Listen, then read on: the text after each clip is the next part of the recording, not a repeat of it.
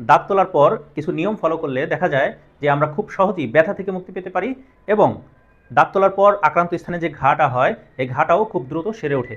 তো আজকে কথা বলবো দাঁত তোলার পর কিছু করণীয় এবং কিছু বর্জনীয় কাজসমূহ নিয়ে। নাম্বার 1, দাঁত তোলার পর দেখা যাবে যে আপনার চিকিৎসক একটা কটন বা একটা গজ আপনাকে খুব শক্ত করে কামড় দিয়ে ধরে রাখতে বলবেন। এই কটন বা গজটা আপনাকে টানা 45 মিনিট থেকে 1 ঘন্টা পর্যন্ত শক্ত করে কামড় দিয়ে ধরে রাখতে হবে এবং এই সময়টাতে এই 1 ঘন্টা আপনার সবচেয়ে ভালো হয় কোনো কথা না বললে এবং মুখে কোনো লালা বা থুথু জমানো যাবে না, অর্থাৎ একটু পরপর বারবার ঢোক গিলতে হবে যেন আপনার লালা দিয়ে ওই ভেতরের যে কটনটা কোনো কারণে ভিজে না যায়। যদি ভিজে যায় তাহলে দেখা যাবে যে একটা সময় পর আবার ব্লিডিং হতে পারে। এটা হচ্ছে পয়েন্ট নাম্বার 1। দ্বিতীয় যে বিষয়টা সেটা হচ্ছে 1 ঘন্টা পর তোলাটা ফেলে দিয়ে আপনার ডাক্তার আপনাকে যে ওষুধ দিয়েছে, যদি খাবার আগে কোনো ওষুধ থাকে তাহলে সেই ওষুধ খেয়ে নিতে হবে।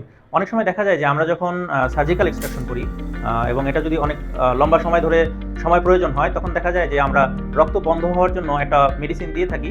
তো আপনি তোলাটা ফেলে দিয়েই যদি আপনার ডাক্তার খাবারের আগে কোনো ওষুধ দিয়ে থাকে ওই ওষুধটা এবং এই রক্ত বন্ধ হওয়ার যে ওষুধটা সাথে সাথে খেয়ে নেবেন এবং এরপর 24 ঘন্টা পর্যন্ত, অর্থাৎ আপনি যখন আপনার দাঁতটা তোলা হয়েছে সেই সময় থেকে 24 ঘন্টা পর্যন্ত নরম তরল ঠান্ডা খাবার খাবেন, অর্থাৎ দুধ, পাউরুটি, স্যুপ, জাউ, নরম করে খিচুড়ি রান্না, লেবুর শরবত, লাচ্ছি, এই জাতীয় যে খাবার এই খাবারগুলো খাবেন। খাবার পরে আপনার ডাক্তার আপনার যে ওষুধগুলো দিয়েছে এই ওষুধগুলো খেয়ে নেবেন। এখন কিছু বিষয় বলবো যেই কাজগুলো কখনোই দাঁত তোলার পর করা যাবে না। 24 ঘন্টা পর্যন্ত এই নিয়মকানুন খুব স্ট্রিক্টলি ফলো করতে হবে। নাম্বার 1, যদি স্মোকিংয়ের অভ্যাস থাকে বা চা কফির অভ্যাস থাকে তাহলে এটা অন্তত 3 দিন পর্যন্ত বন্ধ রাখতে হবে। কারণ দেখা যায় নিকোটিন যদি ওই আক্রান্ত ঘায়ের স্থানে স্পর্শে আসে তাহলে দেখা যায় যে ওই ঘাটা সহজে হিলিং হতে চায় না, সহজে শুকাতে চায় না। তো ওখান থেকে দেখা যায় পরবর্তীতে একটা ইনফেকশন হওয়ার চান্স থাকে। এজন্য অন্তত 3 দিন দেখা যায় যে স্মোকিংয়ের অভ্যাস থাকলে এটা বাদ দিতে হবে, চা কফির অভ্যাস থাকলে এটা বাদ দেওয়ার চেষ্টা করতে হবে। পয়েন্ট নাম্বার 2, যদি দেখা যায় 24 ঘন্টা পর্যন্ত সবচেয়ে ভালো হয় ব্রাশ না করলে, আর যদি ব্রাশ করেন তাহলে খেয়াল রাখতে হবে যে যে জায়গাটা থেকে দাঁতটা তোলা হয়েছে ওই সকেটে ব্রাশের ব্রিসেল দিয়ে যেন কোনো আঘাত না লাগে। এটা হচ্ছে পয়েন্ট নাম্বার 2। এরপর যে বিষয়টা খেয়াল রাখতে হবে সেটা হচ্ছে যে 24 ঘন্টার মধ্যে কোনো ধরনের কুলিকুচি করা যাবে না, অর্থাৎ দেখা যায় আমরা অনেক সময় 24 ঘন্টার আগেই, অর্থাৎ আজকে দুপুরে যদি দাঁত তোলা হয় আগামীকাল দুপুর হওয়ার আগেই আমরা দেখা যায় লবণ গরম পানি দিয়ে বা মাউথ ওয়াশ দিয়ে অনেকেই ভুল করে কুলিকুচি শুরু করে দিই। এতে করে যেটা হয় সেটা হচ্ছে যে ওই জায়গাটা ইনজিওর্ড হয় এবং আবার ব্লিডিং হওয়ার চান্স থাকে।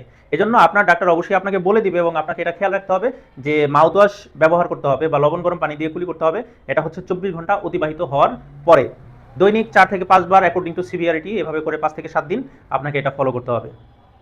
এরপর যে বিষয়টা বলে রাখবো সেটা হচ্ছে ডাক্তার আপনাকে পরবর্তী যে একটা ভিজিট দিবে, যদি দেখা যায় সেলাই লাগে বা স্টিচ লাগে, এই স্টিচ অফ করার জন্য বা চেক আপের জন্য 5 থেকে 7 দিন পরে এসে বা 10 দিন পরে এসে আপনি আপনার চিকিৎসককে দেখাবেন। সেই স্টিচ অফ করে দিবে, যদি প্রয়োজন যদি কোনো ওষুধের প্রয়োজন হয় তাহলে তিনি ওষুধ দিবেন। দেখা যায় যদি এই নিয়মকানুনগুলো ফলো করেন, অর্থাৎ কী কী করণীয়, যে আমার কী কী করতে হবে, এই করণীয়গুলো এবং কী কী কাজ বর্জন করতে হবে, এই বর্জনীয় কাজগুলো ফলো করলে দেখা যায় আমরা খুব সহজেই একটা দাঁত তোলার পর ব্যথা থেকে মুক্তি পেতে পারি, নাম্বার 1। এবং নাম্বার 2 হচ্ছে ওই যে জায়গাটা যে ঘা হয় ওই ঘাটা খুব দ্রুত সেরে ওঠে। ভালো থাকবেন সবাই।